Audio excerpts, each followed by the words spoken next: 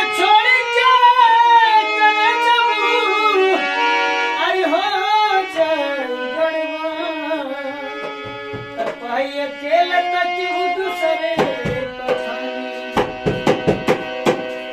औरत ये कहती है कैसे कि डोली लेके आवन झमेली हो जाई अरे डोली लेके आवन झमेली हो जाई अच्छा भैया कि लहंगा में लगल बाणे गाकी जवानी पिया सेली हो योरा मछरुनी हो लहंगा में लगल बाणे गाकी जवानी पिया सेली हो जाई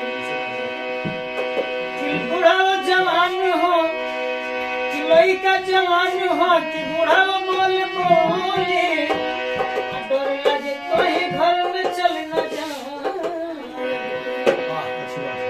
केहू से फौजदार केहू के जेल हो जाई उनके यार फौजदार केहू के जेल हो जाई